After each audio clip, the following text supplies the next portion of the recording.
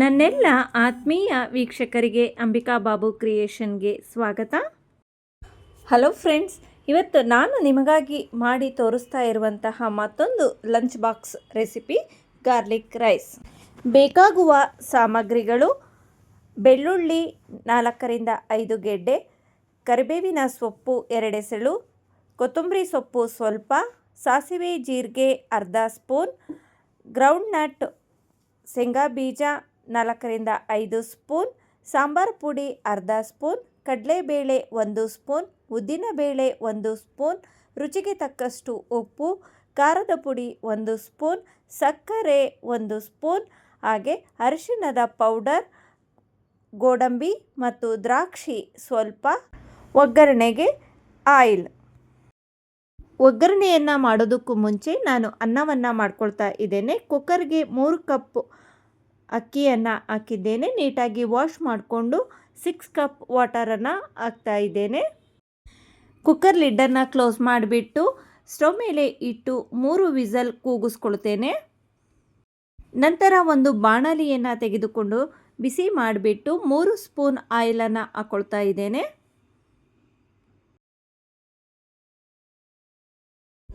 Oil ಬಿಸಿಯಾದ ನಂತರ ನಾನು ಸಾಸಿವೆ ಅರ್ಧ ಸ್ಪೂನ್, ಜೀರಿಗೆ ಅರ್ಧ ಸ್ಪೂನ್ ಹಾಕ್ಕೊಳ್ತಾ ಇದ್ದೇನೆ.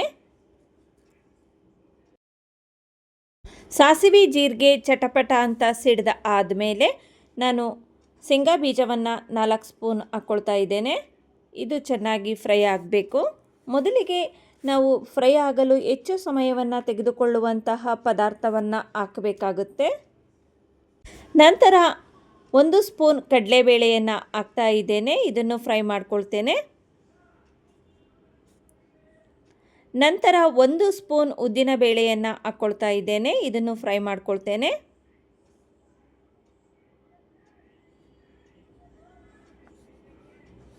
ನಂತರ ದ್ರಾಕ್ಷಿ ಗೋಡಂಬಿಯನ್ನು ಹಾಕ್ತಾ ಇದ್ದೇನೆ. ಇದು ಆಪ್ಷನಲ್ಲು, ಬೇಕಾದರೆ ಹಾಕ್ಕೋಬೋದು, ಇಲ್ಲಾಂದರೆ ಬೇಡ. ಇವುಗಳೆಲ್ಲ ಫ್ರೈ ಆದ ನಂತರ ನಾನು 4 ಗೆಡ್ಡೆ ಬೆಳ್ಳುಳ್ಳಿಯನ್ನು ಜಜ್ಜಿ ಇಟ್ಕೊಂಡಿದ್ದೇನೆ. ಅದನ್ನು ಹಾಕ್ತಾ ಇದ್ದೇನೆ. ಮೇಯ್ನಾಗಿ ಬೇಕಾಗಿರೋದು ಈ ರೈಸ್ ಬಾತಿಗೆ ಬೆಳ್ಳುಳ್ಳಿನೇ.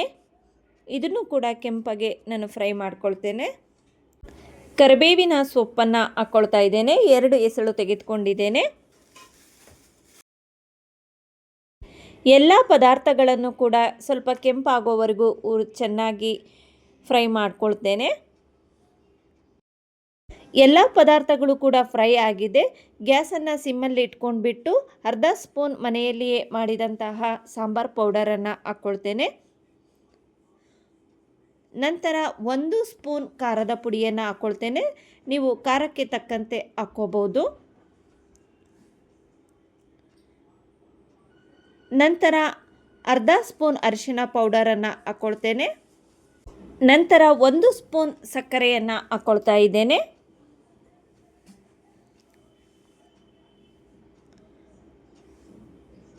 ನಂತರ ರುಚಿಗೆ ತಕ್ಕಷ್ಟು ಉಪ್ಪನ್ನು ಹಾಕ್ಕೊಳ್ತಾ ಇದ್ದೇನೆ. ಗ್ಯಾಸನ್ನು ಆಫ್ ಮಾಡಿಕೊಂಡು ಒಗ್ಗರಣೆ ಬಿಸಿ ಇರುವಾಗಲೇ ಮಾಡಿಟ್ಟುಕೊಂಡಂತಹ ಅನ್ನವನ್ನು ಹಾಕಿ ಚೆನ್ನಾಗಿ ಕಲಿಸ್ಕೊಳ್ತೇನೆ. ನಾವು ಈ ರೈಸ್ ಬಾತನ್ನು ನಾವು ಯಾವ ಟೈಮಲ್ಲಾದರೂ ಕೂಡ ಮಾಡ್ಕೋಬೋದು. ಮಾರ್ನಿಂಗ್ ಬ್ರೇಕ್ಫಾಸ್ಟಿಗೆ, ಮಧ್ಯಾಹ್ನದ ಲಂಚಿಗೆ, ಹಾಗೆ ರಾತ್ರಿ ಊಟಕ್ಕೂ ಕೂಡ ಮಾಡ್ಕೋಬಹುದು. ತುಂಬಾ ರುಚಿಯಾಗಿರುತ್ತೆ.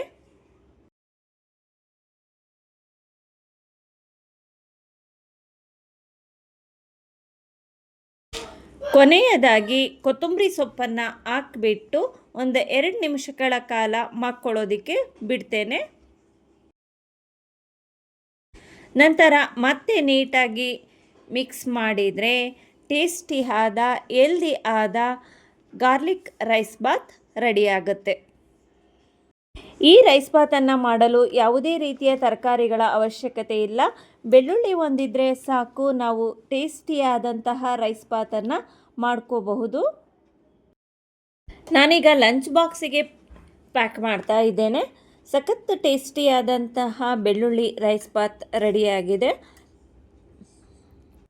ಇದರಲ್ಲಿ ಉಪ್ಪು, ಖಾರ ಹಾಗೂ ಸಿಹಿ ಇರೋದ್ರಿಂದ ಮಕ್ಕಳು ತುಂಬಾ ಇಷ್ಟಪಟ್ಟು ತಿಂತಾರೆ. ಮಕ್ಕಳಿಗೆ ಮಧ್ಯಾಹ್ನದ ಊಟಕ್ಕೆ ಲಂಚ್ ಬಾಕ್ಸ್ ರೆಡಿಯಾಗಿದೆ.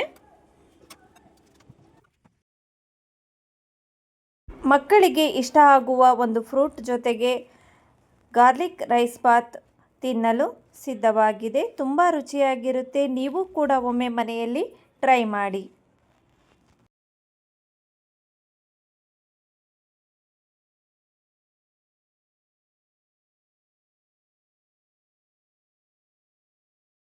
ಈ ವಿಡಿಯೋ ನಿಮಗೆ ಇಷ್ಟವಾದರೆ ಪ್ಲೀಸ್ ಲೈಕ್ ಮಾಡಿ, ಶೇರ್ ಮಾಡಿ, ಸಬ್ಸ್ಕ್ರೈಬ್ ಮಾಡಿ, ಬೆಲ್ಲೈಕನ್ ಮೇಲೆ ಕ್ಲಿಕ್ ಮಾಡಿ ಆಲ್ ಅಂತ ನೀಡಿ. ಈ ವಿಡಿಯೋ ವೀಕ್ಷಿಸಿದ್ದಕ್ಕಾಗಿ ನಿಮ್ಮೆಲ್ಲರಿಗೂ ಹೃದಯಪೂರ್ವಕ ಧನ್ಯವಾದಗಳು.